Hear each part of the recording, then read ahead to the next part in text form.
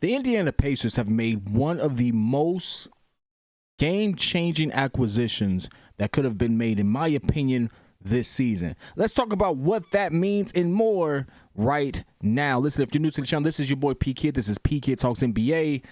We got to just talk about it. Listen, the Indiana Pacers acquiring Pascal Siakam, even with them having a good record, they're not a sub 500 team. They're a really good team. It's going to make waves. That team now has legit weapons. They can legitly get up and down the floor. They have better rebounding now. Pascal Siakam is a different threat for them. They don't just have to solely rely on three-point shooting, which was kind of their thing for a while. They got better. And if I'm not mistaken, being in the Central Division, they may be the best team. I'm going to give them an edge right underneath the Bucks. Now, that is kind of tough considering that Cleveland and the Bucks are both playing right now, and Cleveland is spanking the Bucks by 40. Yeah, you heard that right. Cleveland is spanking the Bucks by 40.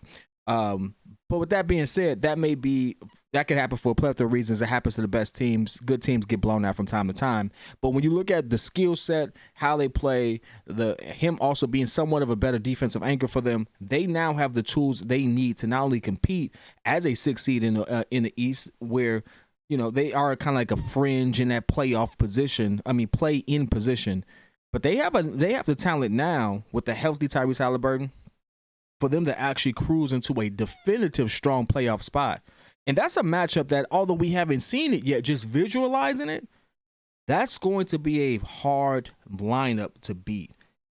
You look at what they've already been able to do. You look at the points per game, pace of play, things of that nature. It's already catching the league by storm. It's already catching the league off guard in the sense that it's hard for people to actually game plan for them. They know that the game plan is they're going to run fast, they're going to run hard, and they're going to put up a lot of shots. Their best defense is the fact that we have a tremendous offense. But now they're starting to make more waves to kind of shore up that defense a little bit. Is it going to be drastic? No. But they are now multifaceted in how they can attack you on offense. They now have some rebounding that can help them on defense. And on offense, and they have, again, the way that they can change the pace of play. Pascal can play in the half-court set just as well as he can be up and down the court, and this allows you to see the different facets of his game. If you've been watching him in Toronto, he can run the floor really, really well. If we looked at anything that the Indiana Pacers have been doing, they run the floor really, really well, but you slow them down a little bit. They may not always lose. I'm not saying that they're the bad team that way, but it does get a little shaky. And now you're going to see more than ever what that really means for them. But again, Pascal Siakam adds this facet to their game that they didn't really have in some of their other players, and they practically gave up. If you really look at where the picks they gave up their own.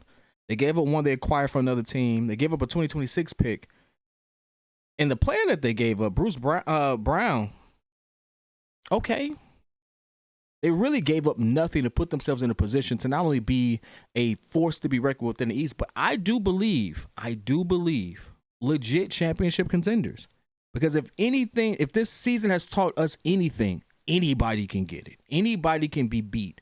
And now the Indiana Pacers, they made splashes earlier this season. They had a little lull where they went through a little losing streak, but a lot of good teams do.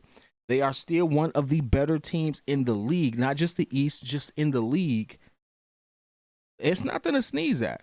It's definitely nothing to sneeze at. But I want to hear your thoughts. I want to hear how you all ultimately feel about this, because ultimately we're looking at a team that's willing to take risks and make decisions that they didn't necessarily have to make. If you really look at what the Indiana Pacers gave up and what they had to commit to, Pascal Siakam has to commit to them long term. Now, there's a chance that he still may test free agency.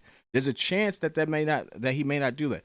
You would think that those things get sheared up before he makes that transition, but there's still a chance that he actually does still test his free agency.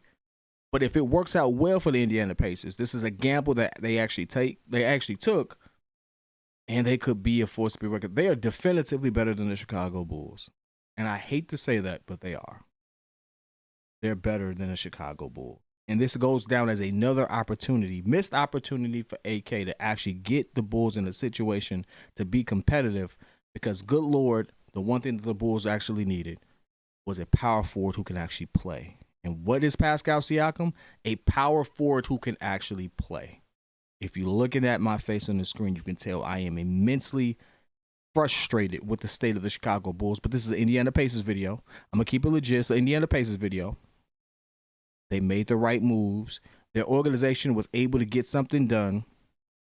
You made the right moves at the right time to be competitive. But I want to hear your thoughts, especially if you're an Indiana Pacers fan. I want to hear how this ultimately impacts your team, what you think of it.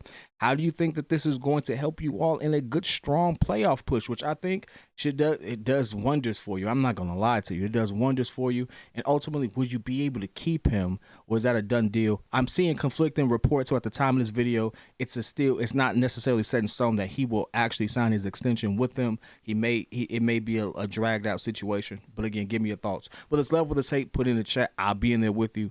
Till next time. Peace.